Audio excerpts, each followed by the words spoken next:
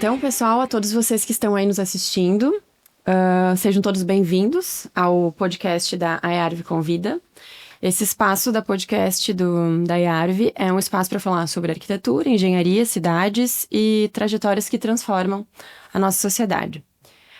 Esse é um projeto que tem patrocínio do Confea e vai gerar, no final, mais perto do final do ano, uma revista digital com todos os episódios gravados, que vai ser disponibilizado até o final do ano, então. Além do Confea, temos outras empresas também apoiadoras e patrocinadoras, que são Castine Imóveis, Concresul, Imperium Esquadrias, Monfaro, Orno, Perlari, Renobre, VN Pré-Moldados, Jornal Design Serra, Alume Vidro, Cristo Rei, Legado Marcenaria, Todeschini, Plena Origem 3, Portobello Shop, Promarmo, Sono Mais, Termoaquecimento e Zélia Decor pelo Clube Arc Design. Então, deixa eu primeiro me apresentar. Eu me chamo Ângela Petroli, sou arquiteta aqui em Bento Gonçalves, sou associada da IARV desde a época da faculdade, sou graduada pela UX, sou mestre também pelo PPGA da UX, com foco na relação da sustentabilidade e o ambiente construído no comportamento do consumidor. E hoje, no podcast da IARV Convida, temos aqui presente, então, o Felipe Faria, que é o CEO da GBC Brasil, e o William Zondanay, engenheiro da Monfaro Incorporadora, que eu acho que vai ser mais fácil eles mesmos se apresentarem. O Felipe Faria é CEO da GBC Brasil, ele é formado em Direito, mas tem uma longa trajetória, né, na área da sustentabilidade. 17 anos no Green Building. Mas não sou arquiteto, não sou engenheiro, me formei em Direito. Mas por ironia do destino, ou caminhos que às vezes você se surpreende, né, de como que as coisas vão acontecendo na vida profissional. Eu acabei me envolvendo no Green Building desde o início, desde a fundação, né? Isso em 2007. E aí, vários acontecimentos me mantiveram no processo, né? Então, estou desde 2007 no Green Building Council Brasil e desde 2011, talvez, liderando as operações aqui. Já passei também pelo World Green Building, outros conselhos aí, mundo afora. O GBC está em 76 países, então... Também essa questão dessa dinâmica de network internacional é bem interessante assim, para os profissionais que atuam na organização. Sim, com certeza. Sim, na verdade, os caminhos te levaram a se permanecer no assunto, mas com certeza esse foi um assunto que também te despertou um interesse muito grande, senão tu não teria mantido. Sim, e por várias razões, né? Acho que a própria independência... Você tem a questão da missão por trás, o propósito, né? Acho que isso... você ser liderado pelo propósito, acho que isso é um motivador, né? E o dinamismo por trás dessa entidade, né? Então, às vezes, eu até brinco, a gente fala que a gente é meio híbrido, porque a gente não sabe o que é o Green Building Council. Você não sabe se é uma entidade privada, se é uma entidade pública, se é uma organização sem fim lucrativo. Às vezes, parece uma associação de classe, mas de que classe? Porque você atua com vários segmentos ligados à construção em todas as fases da edificação. E aí uma hora você está conversando com um governador, outra hora você está falando com um empresário da incorporadora, ou o pessoal de arquitetura, ou fornecedor de matéria. Então, esse dinamismo também é bem interessante, né? A multidisciplinariedade, eu acho que a sustentabilidade envolve, ela é bem interessante, né? Para todos os envolvidos, acaba agregando coisas, né? Eu diria que multidisciplinaridade é das peças-chaves, combinada com você ser mais ávido e preparado para atuar em colaboração. Exatamente. Porque sem colaboração ela não acontece, né? Não se chega no resultado. Você não usufrui esse status de multidisciplinaridade que você tem ao seu redor. Se você não sabe atuar em colaboração, você não vai tirar proveito disso. Verdade. Ótimo. William, então, conte-nos um pouquinho mais sobre essa tua trajetória na sustentabilidade, o que te fez, o que te despertou interesse no assunto e para se manter agora também Vocês hoje se conhecem há um bom tempo, que eu sei, né? Porque o William, tu é o que coordena essa parte da sustentabilidade na Monfaro Incorporadora. E o Felipe já veio muitas vezes para Bento também, em função das certificações que vocês têm, né? Mas então, William, fala mais um pouquinho sobre a tua trajetória e o porquê da Monfaro também buscar essas certificações, essa formalização das boas práticas que ela já tinha. Perfeito. Bom dia então, né, Ângela? Obrigado pelo convite, obrigado por estar ancorando, né, puxando à frente nessa nossa conversa. Felipe, bom dia, bom te ver novamente. A gente fica bem feliz, né? Eu, como William, né? Engenheiro, me formei em 2023, já faz um pouco tempo, mas a questão é que essa vontade de sustentabilidade, esse âmbito, né?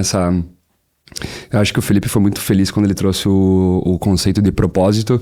Eu acho que isso vem lá de trás. Vem na época da formação, vem da época de quando a gente começa a entender a construção como um todo. A gente vê que ela não é simplesmente subir 4 paredes, subir a estrutura, fazer o telhado e entregar para o cliente. É muito mais do que isso. E a Monfaro, ela entendeu isso aí também já faz um tempo. Então, o projeto de sustentabilidade nasceu nesse propósito, nessa vontade. O projeto de sustentabilidade foi idealizado pelo Lúcio Possebon, CEO da empresa. Iniciou o projeto, então, o Lúcio, junto com o Matheus De Pares, engenheiro também da Monfaro, e hoje liderando o setor comercial da Monfaro, né? Então, diretor comercial.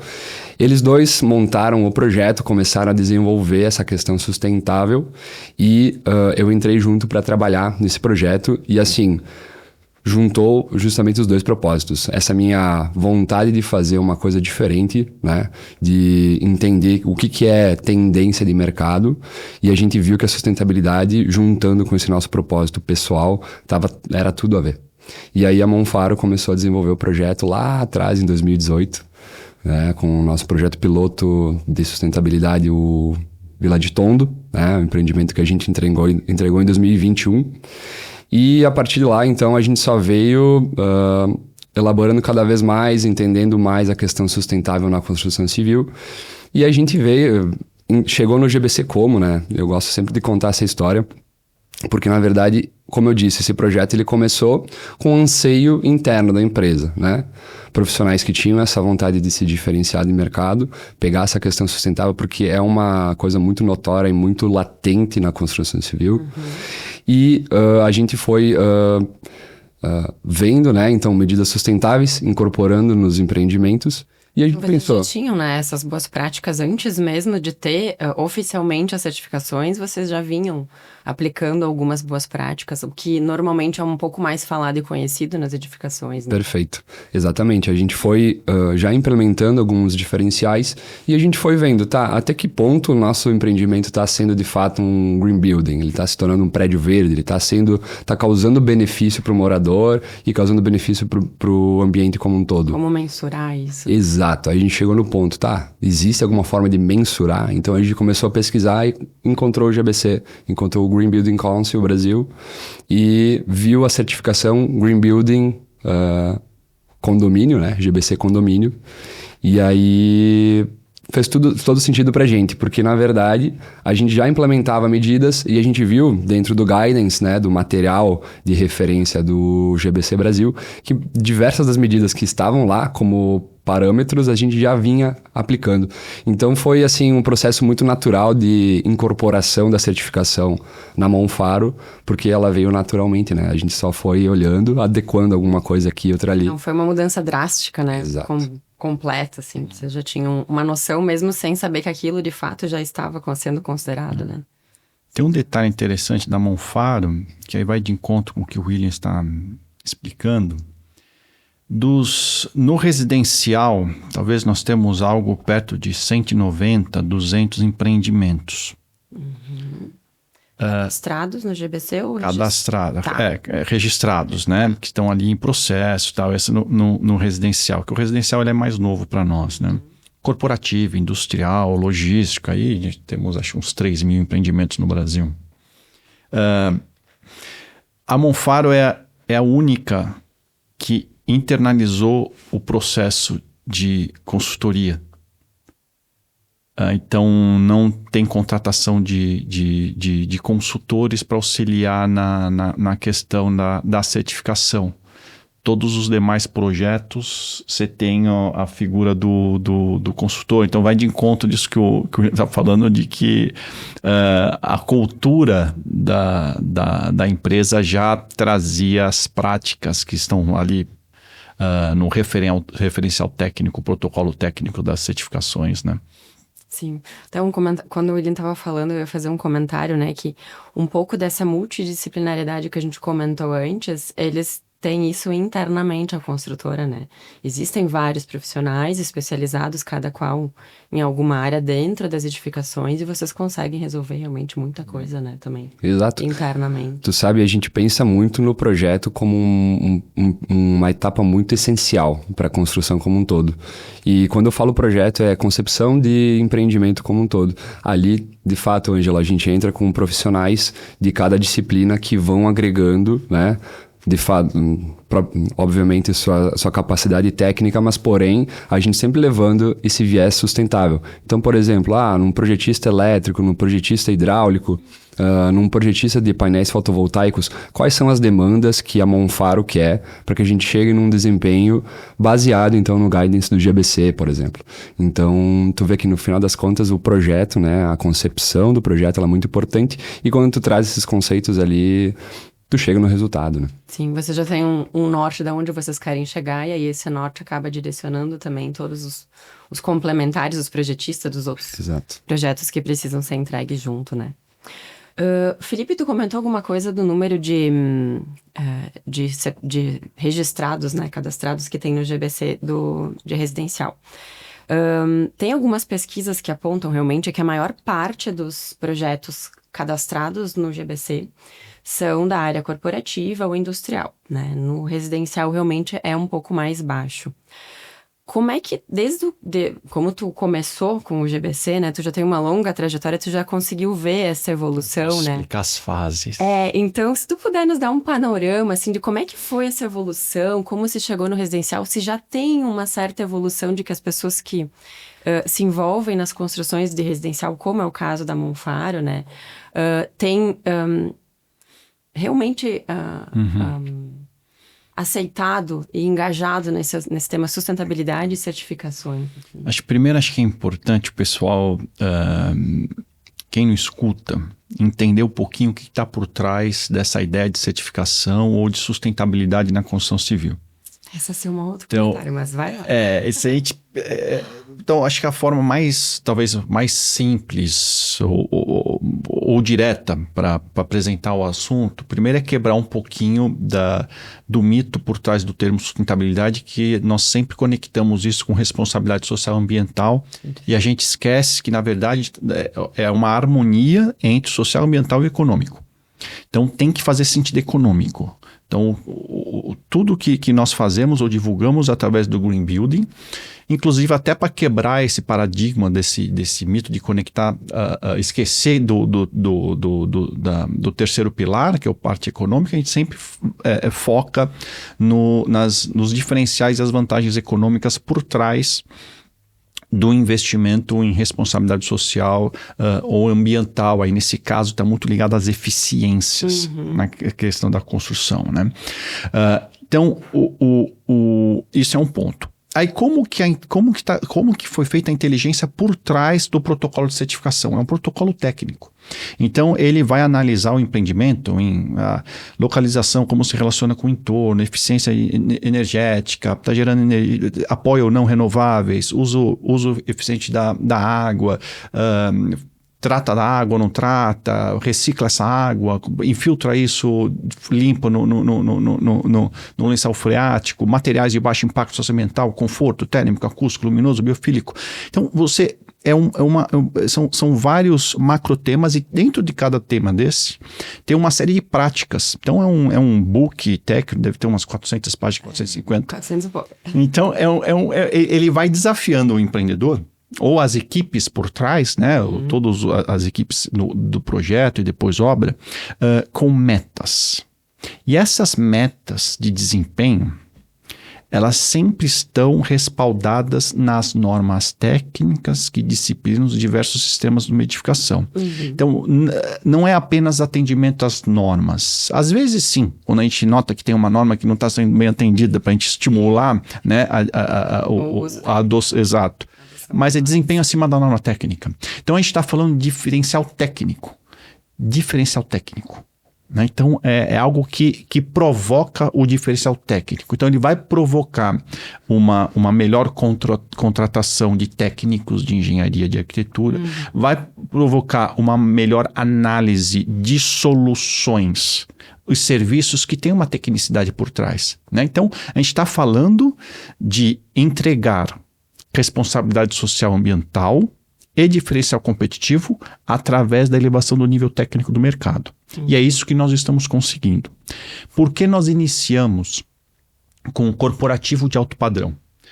Porque ali naquele começo em 2007, e ali com a certificação internacional LEED, Leadership in Energy Environmental Design, que hoje está em 186 países, o Brasil é o 5º país com o maior número de projetos. Lá atrás, em 5º país, de 186. Tá lá Vocês fazem parte disso. Exatamente. E aí o que acontece? Quando nós iniciamos, ali em 2007, você tinha... Aí era outra época, né?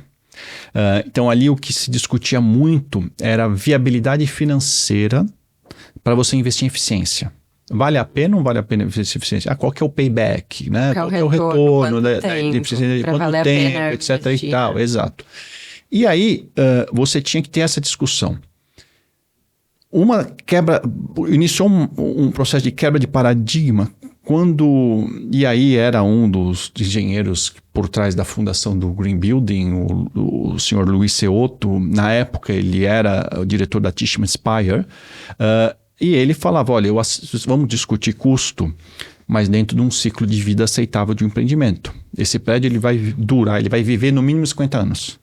Em 50 anos, 15% é custo de construção, 85% é custo de operação e manutenção. Então, é um percentual bem interessante de se falar, porque as pessoas não se dão conta disso na hora de comprar um imóvel, quem não é ligado à área da construção. Principalmente o consumidor em casa, né? Ele não sabe que aquele 50 anos, o maior custo é o manutenção mensal, né? Tal. E aí... Então ele falou, olha, então faz sentido, né, você investir em eficiência. Mas faz mais sentido ainda no corporativo de alto padrão. Porque o modelo de negócio do corporativo de alto padrão é o build to suit, na maioria dos casos. Então você me procura, você fala, Felipe, eu sou uma grande multinacional, eu preciso de uma nova sede para colocar 3.000 funcionários. Então você constrói esse prédio, eu quero esse prédio na principal avenida de Porto Alegre. Então eu construo o prédio da forma que você me pediu, o prédio é meu. Nós já estamos com o contrato de aluguel assinado para os próximos 20, 25 anos. Então eu construo, o custo da construção é meu, e eu opero, o custo de operação também é meu. Daí a pessoa que constrói tem um interesse de fato, porque é ela que vai pagar essa operação. Então, naturalmente, o movimento de Green Building, ele ingressa no corporativo de alto padrão no mundo todo. Tá? E no corporativo de alto padrão, você conhece quem são a maioria quem atua, quem constrói. Sim. E você também conhece praticamente quem serão os clientes. Né? Então, essa questão da comunicação é mais fácil de você atingir. Então, a gente começa ali, corporativo de alto padrão. E em um dado momento, não era mais preciso, aí essa primeira fase. A segunda fase do movimento foi quando nós não precisávamos mais discutir viabilidade financeira. As pessoas já vinham buscando isso porque já tinham entendido e assimilado as informações nesse parte corporativa. E também porque nós começamos a comprovar. Começou a ter resultado. Diferencial competitivo. Começou a ficar palpável para quem não tinha contato direto com essas coisas. Na verdade, essa é uma pergunta que depois... E começou a ter vantagem competitiva. Então o que o mercado começou a ver? Aumento de velocidade de ocupação, melhora da retenção, aí até os dados de diminuição do custo operacional, tal, dependendo do momento do mercado, valorização de metro quadrado, ou seja, diferencial competitivo. Então, investidores já começaram a demandar isso. Independente, esse produto? Tem que ter. Então, aí a gente fica muito forte em corporativo de alto padrão, tanto é que todos os novos corporativos de alto padrão construídos no Brasil ou foram certificados ou estão em processo de certificação. Essa mesma dinâmica hoje é o que coordena o nosso segundo maior mercado, que é o logístico. Tipo um logístico de alto padrão, vamos dizer assim, né? E aí o Green Building vem muito forte. Então, e a partir daí que a gente começa a entrar em tantos outros segmentos. Museu, tem escolas públicas, privadas, universidades, hospitais, vários, shopping center, lojas de varejo também, as grandes marcas. É que essas áreas são áreas que elas têm realmente um custo de operação bastante grande, né? Mensalmente. Então, é mais fácil o convencimento ou o entendimento de quem está investindo por trás desses setores, né? Mas uma coisa até que agora é importante que tu falou sobre isso que essa área corporativa vê mais fácil, né, o retorno. Na área residencial é um pouquinho mais difícil ainda, né? Tem vários estudos que apontam assim que as pessoas, o consumidor padrão, eles tendem a ver a sustentabilidade numa casa, um prédio de apartamentos, coisas que são visíveis e palpáveis, né? Normalmente são coisas relacionadas à economia de energia, economia de água e áreas verdes. Né? O que é visível é ok, elas conseguem entender. Muitas vezes elas chegam a assimilar e não são engajadas na sustentabilidade, mas elas entendem e conseguem, inclusive, mostrar que estariam fazendo uma coisa certa pela sociedade, enfim, né? E aí eu acho que é legal também da Monfar, porque eles também já têm esse caminhozinho, né? Um pouquinho já de alguns anos, né? De certificações. E você já tem também, eu acho que um feedback das pessoas que já compraram apartamentos com vocês. E quais foram essas dificuldades que vocês tiveram no início? O que vocês já entenderam até agora que já está mais fácil do consumidor assimilar das coisas de sustentabilidade que vocês aplicam de fato, né, nas edificações? Perfeito. O Felipe comentou, né, então, a aplicação da sustentabilidade ou a implementação da sustentabilidade em setores de comércio, né, então empreendimentos logísticos, data centers, hospitais, comerciais. Por quê? Porque, de fato, tu consegue medir esse desempenho e esse desempenho tu transforma ele em valores e para o incorporador, para o investidor que está construindo o prédio, faz muito sentido, pensando na operação, né? Porque quando o construtor ele vai construir esse empreendimento, ele pensa em operar depois. No caso do residencial, a gente tem alguns desafios diferentes, né? Então, a gente constrói, por exemplo, a Monfar incorpora um empreendimento, a gente faz ele, a gente implementa diversas medidas sustentáveis, pensando em ir a contraponto de entregar bem-estar para o morador, para ter eficiência, né? Para a gente ter maior desempenho, buscando melhores resultados. Porém, a gente tem um diferencial que o morador que vai morar lá, ele está comprando empreendimento e às vezes ele não tem noção de como esses diferenciais sustentáveis vão ser aplicados no dia a dia dele. Então, eu vejo que no setor residencial, e principalmente falando pela experiência que a gente vem tendo no mercado hoje, é que o principal ponto hoje do residencial é a comunicação. É a forma de como a gente levar para o morador, a gente levar para o comprador os diferenciais sustentáveis embarcados. Então, isso a gente vem trabalhando, digamos assim, é o principal desafio da Monfar hoje, é a gente levar para o morador, olha, o empreendimento que tu está comprando, ele tem energia, tem geração de energia solar. Essa energia solar, ela está impactando no teu bolso no final das contas, porque a energia solar que a gente, por exemplo, a gente faz nos empreendimentos, a gente dimensiona para 100% das áreas comuns do empreendimento. Então, aquela luz que ele usa no corredor, aquela luz que liga no hall de entrada do empreendimento ou lá no salão de festas, nos elevadores, todas elas são geradas por energia solar, energia renovável. E não vai sair da concessionária, não vai estar impactando no bolso quando a gente pensa na tarifa, né? No custo ali do empreendimento, do condomínio. A água, por exemplo, né? A gente trata da água quando a gente vai pensar na limpeza, né? Tem lá... O síndico vai fazer a limpeza ali do condomínio, vai usar a água para fazer a limpeza das garagens, faz ali uma vez por mês, uma vez a cada 3 meses. Normalmente no empreendimento tu pega lá, o síndico vai lá, utiliza a água para limpar a garagem, uma água que vem da torneira, não se sabe até que ponto essa água foi pensada em reaproveitamento, otimização. Hoje nos empreendimentos da Monfaro a gente tem cisternas de grandes volumes que captam essa água, água pluvial, água da chuva, a gente utiliza essa água, né? Para, por exemplo, essa limpeza das garagens. Então, toda aquela água que não é pouca quando faz a limpeza das garagens, toda essa água é uma água de reuso, uma água que ela é reaproveitável, uma água que poderia estar indo para o lençol freático, poderia estar sendo escoada no terreno e não aproveitada. Também a gente tem diferenciais nos condomínios, né? Então, o rooftop, onde a gente tem espelhos d'água, também são alimentados com essa água. Temos paredes verdes, então já entra na questão também de projeto, né? A gente tem sistemas de paredes verdes que causam bem-estar, causam melhoria da qualidade do ar. E aí a gente faz essa alimentação, essa irrigação, inclusive de forma inteligente, né? A gente posiciona sistemas, né? Sensores de chuva que fazem o corte da irrigação em momentos de maior chuva, de maior umidade naquele solo. E aí a gente faz esse controle para justamente, além de utilizar a água da chuva, a gente tem uma economia dessa água da chuva utilizada por esses sistemas otimizados. Né? E tentando linkar isso aí para a tua pergunta, de fato, são desafios. Além desses óbvios, né, a gente tem, vamos lá, indo para questões mais de eficiência energética do empreendimento, que é um pouquinho mais difícil de o cliente visualizar. Pô, a gente faz um estudo da fachada, a gente entende a materialidade dessa fachada e como ela trabalha, né, cada material, chegando num índice, né, valores quantitativos de desempenho dessa fachada. Isso que, no final das contas, causa...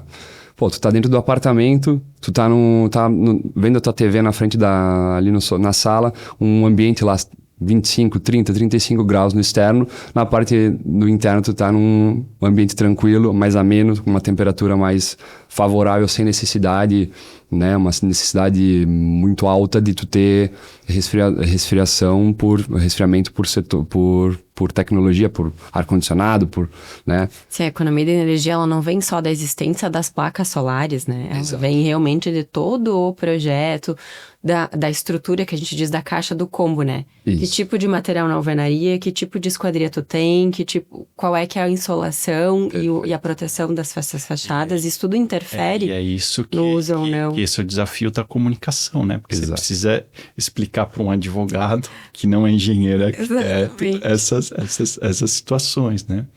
E o terceiro movimento, a terceira fase do movimento do Green Building, que é o atual, e vai um pouquinho de encontro disso, do que seria o ingresso no residencial, é investimento em engenharia e arquitetura. Então, investimento em projeto. Invista em engenharia, invista em arquitetura, você abre as portas ou viabiliza tecnicamente e financeiramente o ingresso de inovação e tecnologia, maximizando resultados em eficiência, conforto, sustentabilidade e certificação é uma mera consequência. E aí nós começamos a entrar nessa linha de raciocínio quando que nós começamos a verificar que muitos empreendimentos certificados no Brasil, no corporativo, no institucional, eles estavam alcançando o nível mais alto da certificação, onde o nível mais alto da certificação, por exemplo, é o platino, né? Então, por exemplo, no mundo, 8% apenas chega no platino. Aqui no Brasil, nós já estamos com 13% tudo certificado é o platino, na questão do LEED corporativo. É grande, maior que o do mundo. Bastante. Sendo que a maioria ou metade desses platinos foram nos últimos 3 anos. Então, por quê, né? Por que disso? É por causa que em algumas situações verificadas dentro do nosso nicho, seria o nicho do nicho, você via o pessoal mais ávido em investir nos diagnósticos energéticos, simulação energética, simulação de conforto, investir mais em projeto. E aí você tem um hotel Move em Porto Alegre, certificado LEED Platinum, sem acréscimo de custo de construção. Um Move de Curitiba Platinum, sem acréscimo de custo de construção. Estou falando um hotel que em termos de eficiência energética seria uns 40% mais eficiente que a norma técnica internacional de eficiência energética, a questão reduz uns 60% da questão do consumo de água, e aí isso tem grandes impactos na operação positiva para a operação do hotel. Ou Senac, SESC, são situações diversas que a gente via. A gente então com os prédios são mais eficientes, seguindo o mesmo protocolo que as novidades que estão surgindo em Chicago e Nova York, ou em Paris, Xangai, Moscou. Então, a gente falou, onde que está isso? Aí está nessa questão do investimento em inteligência de projeto, né? E outra coisa de proposta de valor para o residencial é que todo esses ganhos, né, relacionados com a eficiência da água, de energia, principalmente a questão da energia que o William menciona, ele sempre está acompanhado com o conforto. Então, quando a gente fala da fachada, o ganho de eficiência energética, por exemplo, recentemente a gente certificou aqui da Monfar no edifício Sense. Então, você tem ali a alta eficiência, né, dos aspectos mencionados ali pelo William, mas um desempenho em nível superior da nossa norma de desempenho, tal, na questão térmica, acústica, luminosa, né? Então, essa parte de conforto no residencial é muito importante. Então, no residencial, a gente cita 3 grandes vantagens. A questão da eficiência, a eficiência dando resultado aí em economias, e ao longo do ciclo de vida do empreendimento é uma baita de uma economia. Né? Conforto, térmico, acústico, luminoso, biofílico, visual, olfativo. Toda a parte de conforto é de extrema importância para esse morador. E o outro é a qualidade técnica desse produto que ele está comprando e está sendo entregue. Né? E o desafio está como comunicar isso. Então, se você me perguntar o que eu queria ver eu não tenho nada de avião. O que você gostaria de ver do avião? O que é mais importante para você no avião? Eu vou falar mais espaço para minha perna, uma poltrona mais confortável, não sei o que. Eu vou esquecer todas as questões de segurança relacionadas a essa aeronave, não sei o que, a questão mecânica, né? Então, como que a gente explica, né, para esse consumidor que, olha, essa incorporadora aqui, ela não só atende às normas técnicas, tem gente que não atende norma técnica, mas desempenha acima de norma técnica, né? E é um produto que às vezes você é mais crítico quando você vai comprar um veículo e não é tão crítico quando você vai comprar um apartamento, sendo que às vezes você ficou a vida inteira economizando para comprar aquele apartamento. É isso aí. Né? Então, a gente está nesse desafio da comunicação e é legal que como a gente começou agora a certificar os primeiros empreendimentos e tal, a gente está podendo visitá-los e conversar com os moradores. E está sendo muito satisfatório essa conversa dos moradores falarem, o que sente de diferente e tal em relação a essa proposta, né? Então, está sendo bem motivador. Eu acho que é esse momento, né, quando se tem realmente o feedback de quem está aproveitando aquilo que de fato foi pensado e consegue perceber essas diferenças, né? Quando este cliente final consegue passar, é que a coisa começa a se difundir um pouco mais, né? Na sociedade, enfim. E tu sabe que até a gente fez agora uma ação do GBC junto ali a Monfaro, né? A gente fez uma parceria para justamente coletar, né, esse tipo de feedback do cliente ali, né? No caso o cliente da Monfaro, e a gente fez umas ações, fez umas filmagens, umas conversas com os clientes e de fato, tu percebe, tu foi bem feliz, Felipe, quando tu citou a situação do avião, né? Eu quero que a minha perna não fique esmagada e tal, mas tem muitos outros critérios e às vezes, de fato, muito mais importantes que às vezes a gente esquece. E foi da mesma forma com os condôminos. Eles falaram, feedbacks positivos, né?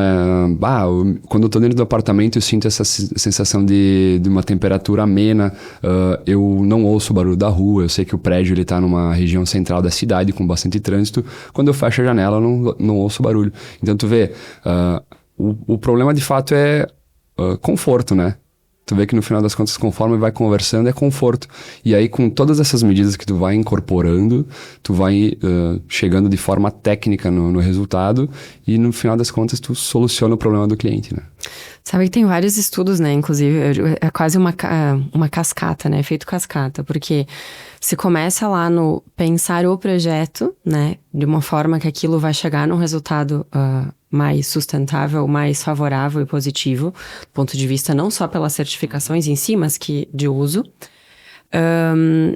passando pela questão da economia, a questão do conforto, e muitas vezes o que as pessoas têm um pouco mais de dificuldade de se dar conta é que esse conforto que elas sentem dentro dos ambientes, né? E aí agora falando dentro de ambientes, lembrei de uma outra coisa, que as pessoas também às vezes não se dão conta, né?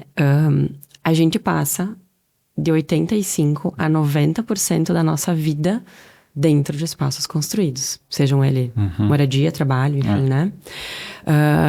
E aí, esse conforto que eles sentem dentro desses ambientes é um conforto que ele reverbera em outras áreas da tua vida, né? Estresse, irritabilidade, facilidade de levar outras coisas pro teu trabalho, enfim, com relação com outras pessoas, né? É um efeito cascata que às vezes a gente não se dá conta, né?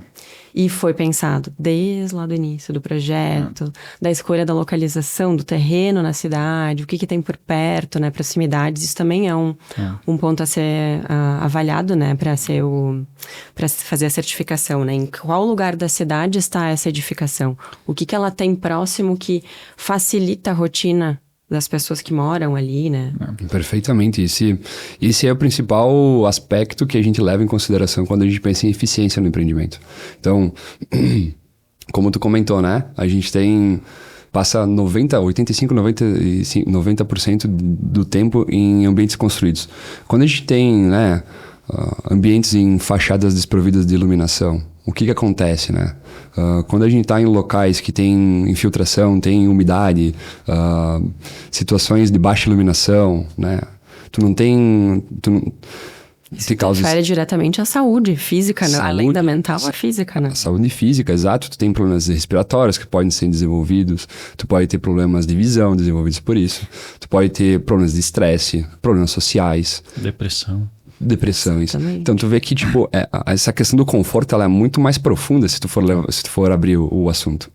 Então, perfeitamente, nesse ponto, quando a gente vai em projeto, né? Por exemplo, Jardins Dona Isabel é um projeto que a gente começou a executar ele agora, né? Depois a gente pode até conversar um pouco mais pontualmente, mas sobre esse assunto a gente vem iniciamos no primeiro trimestre de 2025 a execução de fato, porém o projeto, né, toda essa elaboração do conceito e projeto fazem 2 anos atrás que a gente vem pensando.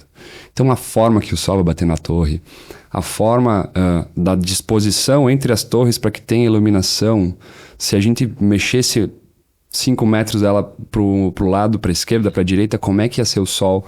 Como é que... Tu entende? Então é no detalhe. Isso é projeto. Isso aí é, como o Felipe fala, investimento em projeto, investimento em tecnologia para tu ter um produto eficiente.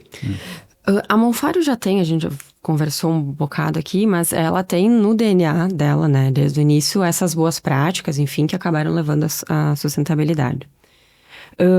Por essa tua trajetória, Felipe, nesse caminho da sustentabilidade, assim, tu consegue perceber se existe uma diferença atualmente, por exemplo, as pessoas, os investidores principalmente, construtoras, incorporadoras que estão investindo na sustentabilidade.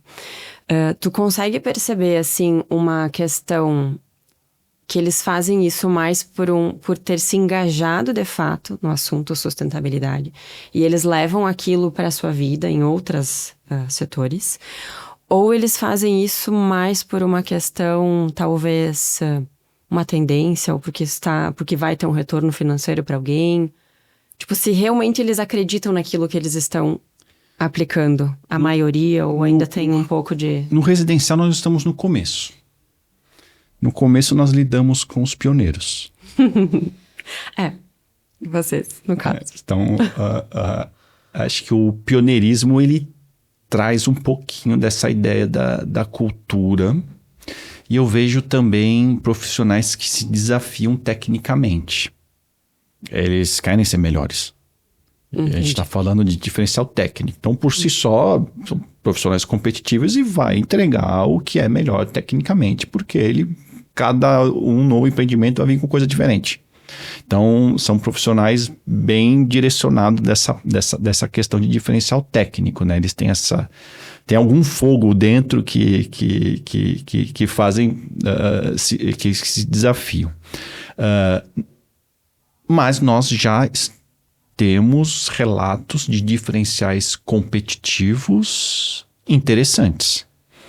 Então, você já tem situações de relato de venda celery, de empreendimentos. Por exemplo, tem uma casa em Sinop, no Mato Grosso, que conseguiu vender em 15 dias algo que era esperado em 6 meses. E 2 que visitaram. E a forma que comunicou, claro. Né? Então tinha todo o enredo da acústica, certificação internacional lá do GBC Casa, condomínio, não sei o que lá, né? Tanto é que 2 que visitaram não compraram, encomendaram um produto semelhante ali na cidade, em outro condomínio fechado, né? Então, tem situações de incorporadora que agregou muito valor para a empresa. A valorização da marca, explorando muito a questão dos benefícios por trás disso, principalmente a questão do conforto, né? Então, tem crescido muito o impacto da marca, e para isso valoriza para qualquer novo lançamento, né? Tanto é que, cada novo lançamento eu bato o meu recorde do valor de metro quadrado. Né? Então, tem situações dessas. Ou empreendimentos que todo esse enredo... em locais na cidade que não era o local premium, chegou a ser o metro quadrado mais caro vendido do que aqueles locais que seria premium, tipo o beira-mar. Empreendimento que não é beira-mar, né? Então, a gente começa a ter essas situações. E outras situações onde você consegue negociar melhor vantagens financeiras junto a uma instituição financeira, por exemplo, né? Isso começa a ter ter essas situações. E o interessante é que o GBC atua também com bancos, né? Para buscar incentivos ou linhas que incentivem. E nós tivemos experiência em 6 meses com um banco comercial no Brasil, e o interessante foi que a linha de incentivo criada, que era um desejo da equipe de crédito imobiliário, tinha que ser aprovada pela equipe de risco de crédito imobiliário. E essa aprovação teve uma análise técnica. E a análise técnica mostrava que, para você seguir aquela regra, você tem que entregar uma obra limpa, bem organizada. Você tem que respeitar as principais normas técnicas que disciplinam o sistema. O norma de desempenho, por exemplo, né? É um pré-requisito. Né? Isso. Você tem que contratar bons profissionais para bons projetos. Né? Então, verificar... E a sua atividade de obra, ela vai conversar muito com eficiência e produtividade. Então, a leitura foi... Isso aqui é redução de risco de crédito. Então, nessa linha de vantagem competitiva, aí você já tem essa questão. Também. E assim, hoje no corporativo, valorização de metro quadrado, tem empresa que não vai locar se não tiver esses aspectos. Então, isso vai chegar no residencial. Já está começando a aparecer situações. Então, a tendência até de valorização, eu vejo isso aí, não vai ser num longo prazo. Acho que vai ser num curto, médio prazo. Sim. Tu falaste em pioneirismo, né? E, William, a Monfaro foi a primeira incorporadora do estado que teve uma edificação residencial certificada, né? 2019? O projeto ali começou em 2018, foi certificado no final de 2021. 21. Isso. Vocês têm 3 edificações. A primeira do estado, isso aí. Isso aí. Vocês têm 3 já na história da Monfaro, né? Que são certificados. Eu acho que é legal um pouquinho sobre isso da certificação e do... Que eu te questionei antes se o número que tu tinha falado era registrado ou certificado, né? Até para quem não tem muito contato com isso, talvez entender um pouco desse processo, né? Porque primeiro tu tem que cadastrar um projeto, né? Acho que talvez, não sei, os dois já têm experiência, né? Vocês também já registraram vários, né? Então, se vocês quiserem falar um pouquinho sobre esse processo até receber de fato a certificação, acho que também é legal que as pessoas entendam como isso acontece, né? Sim, na verdade, exato. A Monfaro, digo a gente, né? Quando a gente fala do projeto de sustentabilidade, eu me sinto muito envolvido. Ali a gente certificou, então, o Vila de Tondo em 2021. Foi realmente o primeiro empreendimento residencial certificado no estado, né, do Rio Grande do Sul. E, de fato, o processo é bem nessa linha, Angela. A gente pega, entra em contato com o GBC, faz ali a inscrição do projeto, né? E aí tu parte para a certificação de projeto, né? Quando tu faz a certificação de projeto, tu faz análise dos critérios de projeto, né? Que já podem ser submetidos à certificação, ao GBC. E aí tu já tem uma certificação de projeto, né, ao longo da execução da obra.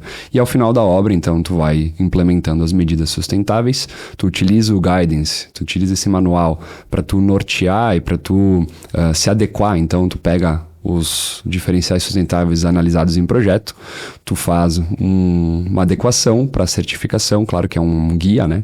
Não necessariamente todos aqueles critérios ou o critério como está descrito lá é necessário porque seja atendido, desde que a solução escolhida ela cause um impacto.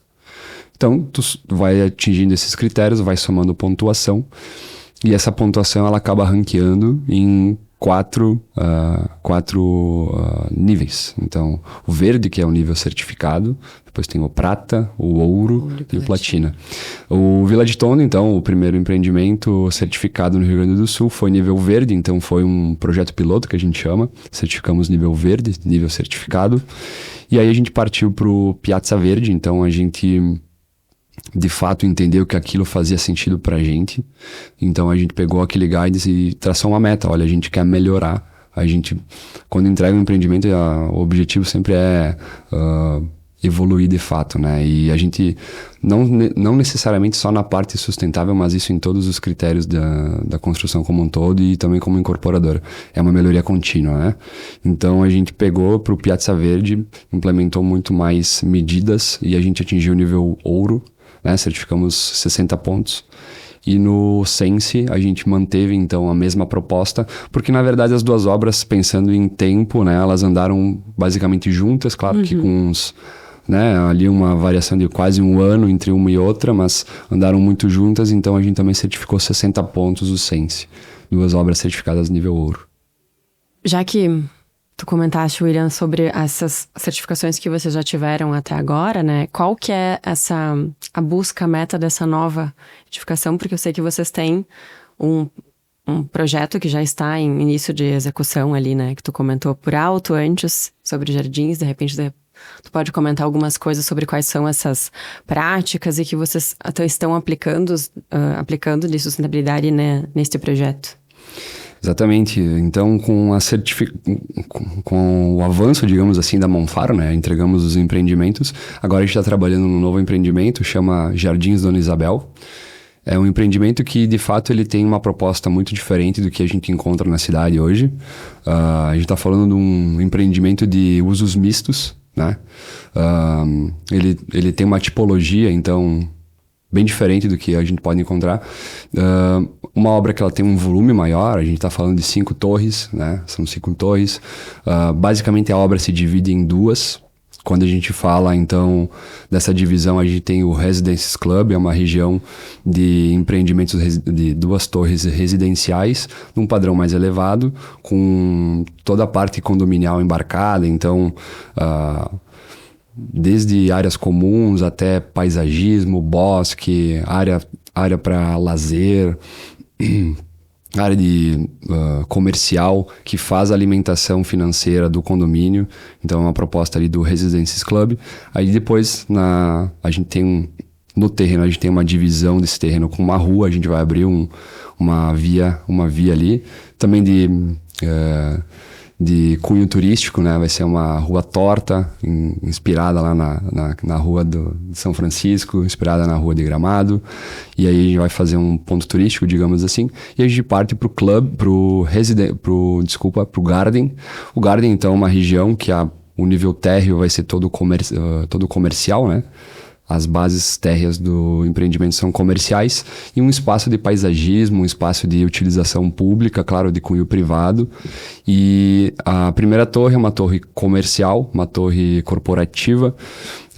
Essa torre, inclusive, vai ter certificação LEED. A gente pensou na Core in Shell quando a gente pensou na torre comercial.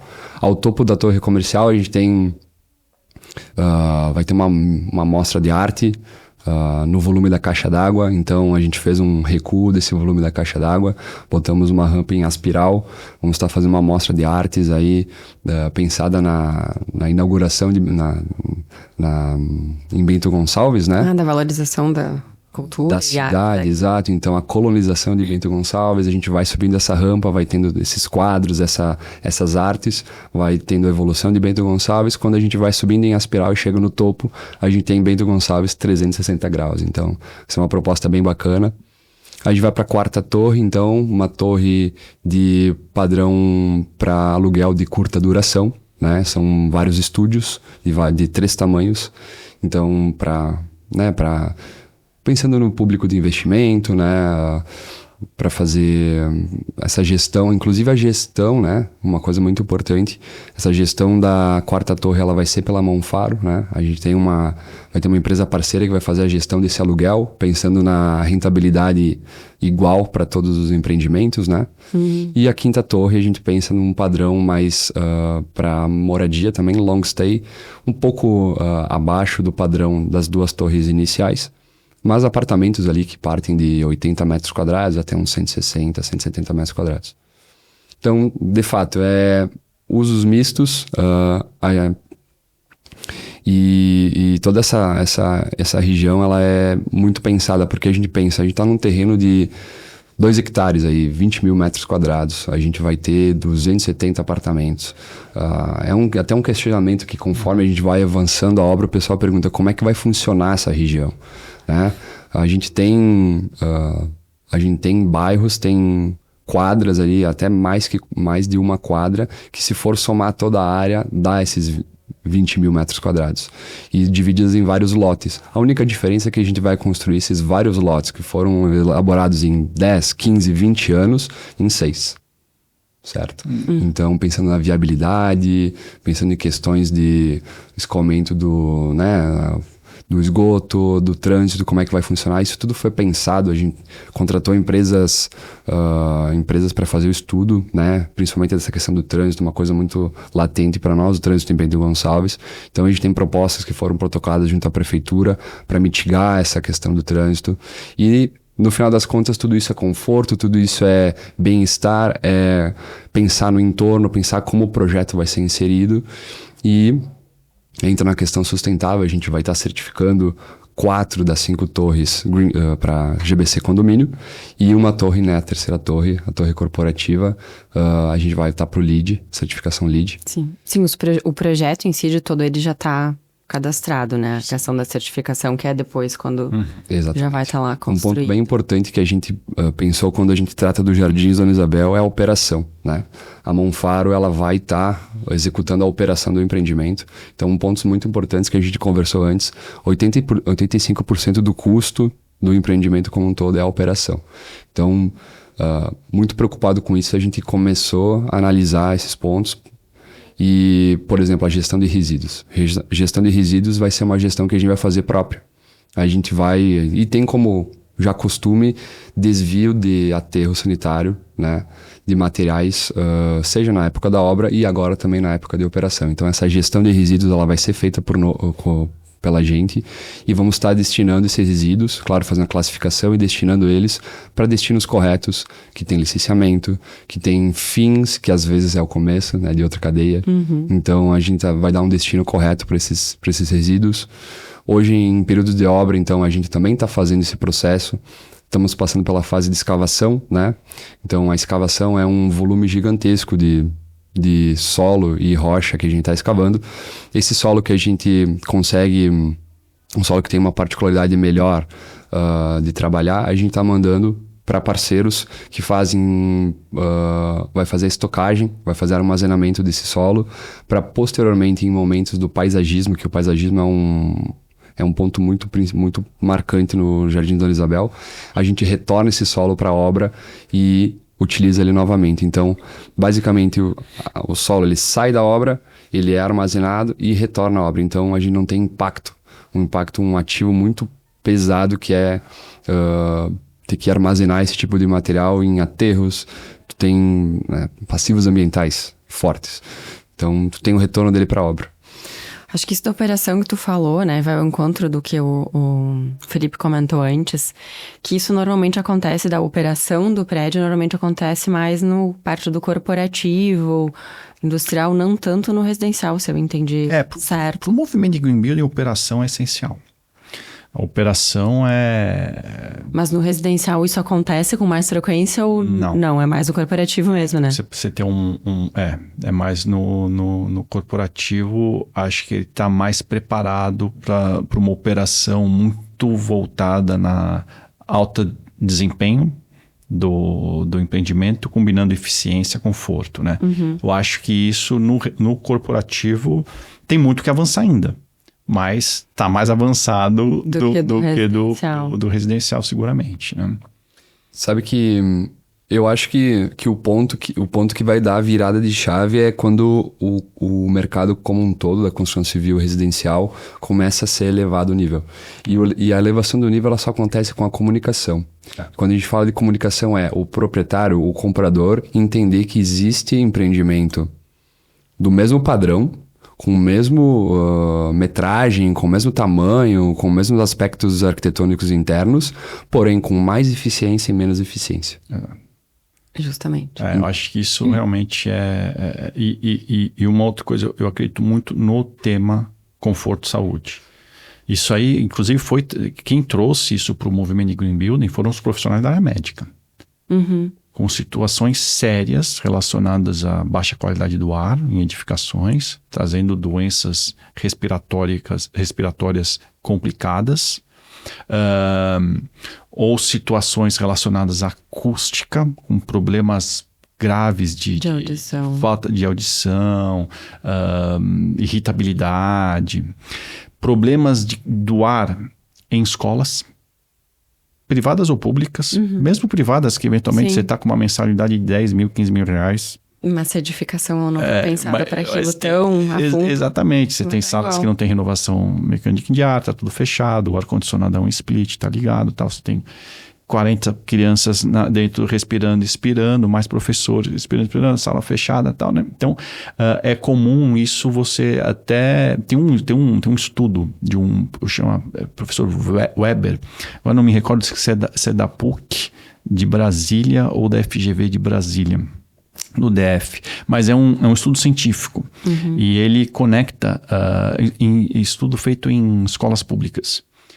Então, ele conseguiu conectar que as escolas mais próximas de grandes avenidas com grande circulação de veículos, elas de fato tinham uma maior concentração de CO2 dentro da sala de aula e, curiosamente, o pior desempenho curricular dos alunos do que aquelas mais afastadas. O efeito cascata, que eu comentei antes, né? Então, esses estudos estão cada vez mais presentes e na hora que melhor comunicados ao consumidor final, eu acho que com certeza vai ter uma mudança.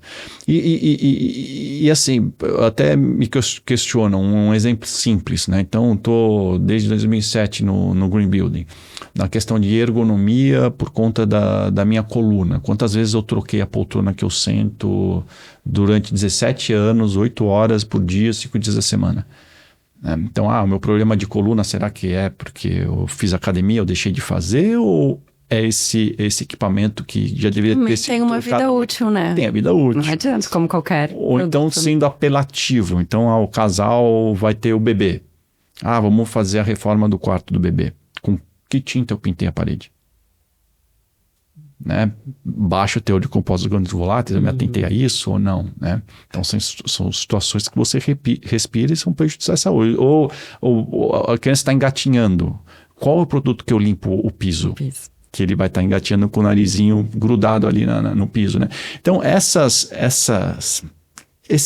o tema do conforto e da saúde nesses espaços vai ser cada vez mais explorado. E quando você comunica isso, aí a pessoa se vê dentro e aí ela valoriza.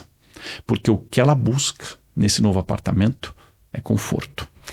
Gente, na verdade, por essa nossa conversa, me corrijam, mas o que me parece que talvez seja realmente o maior desafio no momento atual é realmente a comunicação, é o saber comunicar o que isso tudo realmente, o que abrange a sustentabilidade e até onde ela pode interferir na nossa vida, né? E até uma outra coisa, a partir desta linha de raciocínio, você vai conseguir até trazer para dentro das casas com uma linguagem que a pessoa vai entender e vai se conectar, discussões sobre transição climática. Porque o que você discute em transição climática, tem duas agendas, né? A agenda da descarbonização e tem a agenda da adaptação e resiliência. Para o sul global, até países como o Brasil, que você tem uma matriz de energia elétrica majoritariamente renovável, né?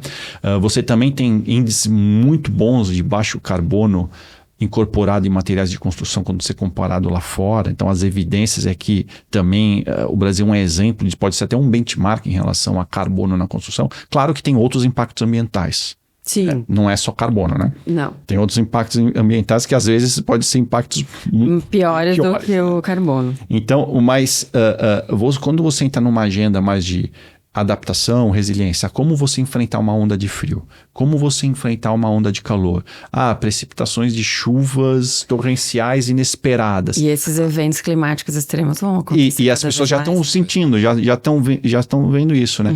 Então aí você vê essa questão de lares alinhando a alta eficiência com conforto, você vê que faz ainda mais sentido, né? Então eu acho que esse tema do conforto e da saúde dentro das residências vai ser um grande diferencial competitivo e motivo de valorização para os pioneiros aí que estão aí nessa caminhada. Concordo.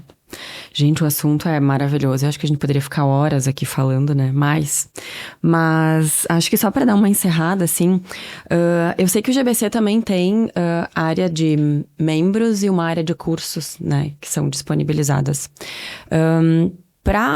Acho que, de repente, para falar para quem está nos ouvindo e tem interesse em se aprofundar, entender melhor, conhecer, se tu puder explicar um pouquinho, assim, como é que funciona essa área de membros de vocês, que a Monfaro já tem cadastrado, enfim. E essa área de cursos, se qualquer um pode acessar, como é que faz para conseguir ver quais são os cursos, como é que se inscreve, enfim, só para o pessoal poder, de repente, começar a buscar esse assunto quem ainda não tem tanta afinidade com.